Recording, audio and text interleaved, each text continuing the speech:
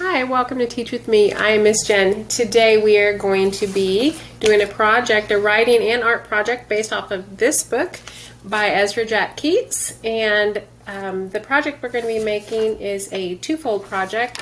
We have an art project where we're making Peter from the story, and we have the writing component that goes with it, where the children are writing about what they like to do on a snowy day.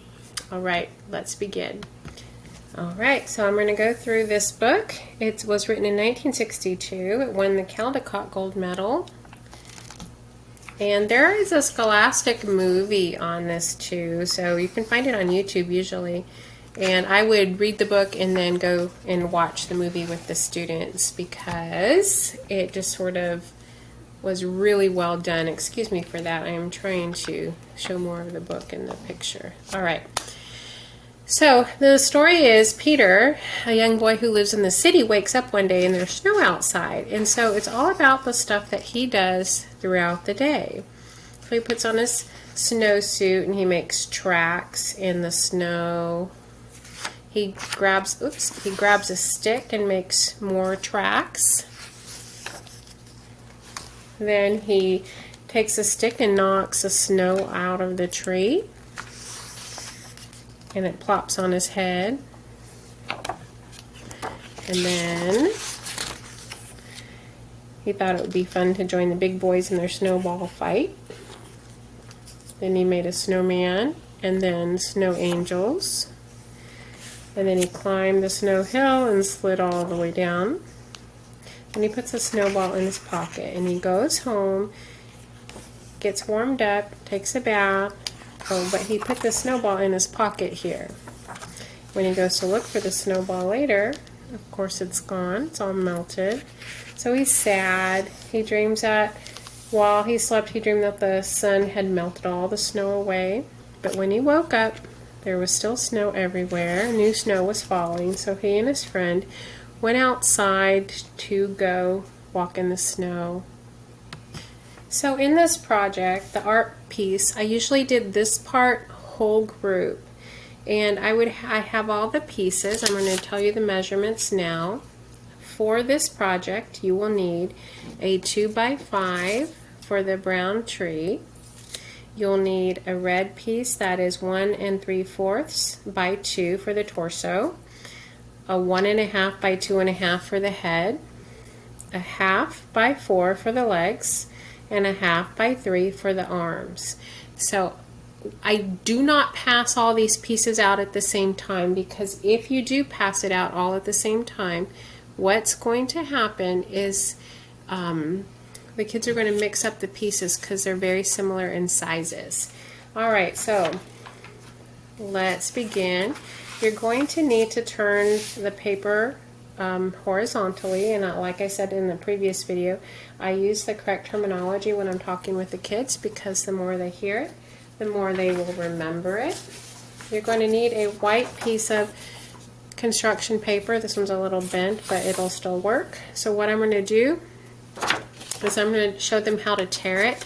They're just going to grip it with their thumb and pointer finger, and they're going to begin to tear it all the way down. And it does not matter if it tears because if it does, you just glue them together. But anyway, snow is not in a straight line, and so that's why I like them to do it this way, because it looks uneven and it looks like snow. So what we're going to do is we're going to use this as a lesson on glue also. You should all already have done lessons on glue, but just a dot, not a lot. You're going to put one in every corner, so no side flats. We're going to put one in the center, and because this is a big piece, I'm going to do one here and one here. I am not going to put glue at the tops. I always tell the students to put the glue where I show them, because if they do not, sometimes we have to tuck other pieces of paper underneath, and if you glue it all the way around, you won't be able to do that. Alright, so now we have our snow. We're going to do the tree next. So trees do not have barks or trunks, that are straight like this, and so we're going to do the same thing again with our pincher finger, and we're going to tear. This is really good for teaching them fine motor control. and for making their fingers a little more used to being used with their writing muscles and cutting muscles and all of that. Alright, so now I have my tree trunk. Again, if they rip it, it doesn't matter. You just glue it together. I'm going to say just a dot, not a lot, one on each end and one in the middle. And I'm going to tuck this right below my snow a little bit. And I'm going to use my scraps to make the branches. And I'm going to make it kind of in a V. So just a dot, not a lot. And there I go. I'm going to take a piece of the paper that I had scraps from, and I'm going to tear a piece, and I'm going to kind of glue it in this little crevice here where the snow might gather. Then it's time to make Peter. So the very first thing I'm going to do is I'm going to take the torso. The children will need a pair of scissors. You're going to need your fast shoes, and you're going to run around and pass everyone out the torso, and you're going to tell them, boys and girls, for the torso we're going to cut off the top 2 corners. You're going to hold it like this, hold it vertically, although I'll do it like this so you can see, and we're just going to sort of cut off that sharp corner. We're going to round our scissors. You see how I'm rounding my scissors? Because our shoulders are not perfectly square, they're kind of rounded. Then I'm going to tell them 4 drops of glue, just a dot, not a lot. And I'm going to tell them it's going to be close to the snow, but it's not going to be touching the snow, because if we still have to put their legs on. Okay, now I'm going to do the torso, or excuse me, the hat. Now if you look at the picture of Peter, let me grab the picture, you'll see his hat looks a little pointed. So we're going to make our hat pointed as well. So you're going to take your piece, and this time we're going to make a bigger cut. And it kind of looks like a crayon at the top. And I'm going to put 3 drops of glue this time, 1 on the 2 bottom corners and 1 on the top, because this is a 3-sided shape. And I'm going to tuck it behind the shoulders. Okay. I'm going to turn his head slightly tilted because that's the way it is in the book. Then what I'm going to do is I'm going to do the legs. The legs are 1/2 by 4, and I'm going to make the edges touch, and I tell them to repeat after me. I say fold it in half, and then I'll say make sure, after we do that, I'll say make sure that the 2 edges touch. Fold it in half, open it up, cut it apart. And then we're going to put 2 drops of glue, 1, 2, 1 on each side. We're going to tuck it under the body. Oops, I bent that a little bit. I don't want that to be bent. Oh goodness, there we go. And I'm going to do the same on the other side. Just a dot, not a lot. 1 on each side, and I'm going to make my feet go in opposite directions because he's walking. Now I'm going to do the arms. Same thing. Fold it in half. Open it up. Cut it apart. 2 drops of glue. 1, 2. 1 on this side towards the top, and then I'm going to make sure I tell them we do not glue our arms in the middle of our bodies. That's not where our arms are. They are up at the top. So 1, 2. And Peter's got to have a snowball in his hand. And there we go.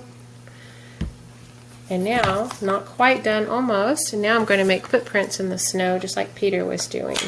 So you're going to take an ink pad. This one's green. I didn't have a blue one. But I'm going to make footprints with my fingerprints. Kind of going, trailing off a little bit. And that is the art part of this project. Now, for this next part, we are going to be doing the writing portion. So after we read the book and watch the video, then what I'm going to do is I'm going to have the kids tell me all the things they could do in snow. And I'm going to write those all down. And because I tend to do this in small groups, it'll be on the board behind us as we're working at the table. What I'm going to do is I'm going to give each child a piece of paper that has the frame on it. It's already written, on a snowy day, I like to. But before we do any of that, we are going to write it on a piece of scratch paper so that I can make any corrections. It gives them a chance to do their phonics writing, to practice with their phonics, and then gives me a chance to correct it with them. And then once it's corrected, they'll rewrite it correctly on the paper that has the frame. So I'm going to walk you through that just a little bit right now. All right, remember, this is what we're aiming for. You can have a frame pre-written for the kinders like this that they have to finish filling out. Or if it's, let's say you're doing this with first grade, they can copy the frame themselves and also sound out the other part of it. Now, if you remember, the ideas are on the board behind me, but before, I use that for them to brainstorm. Once they've got their, excuse me, I cannot talk tonight. Once they have the idea of what they want to say, then I'm going to have them, or give them a piece of paper, like a scratch piece like this.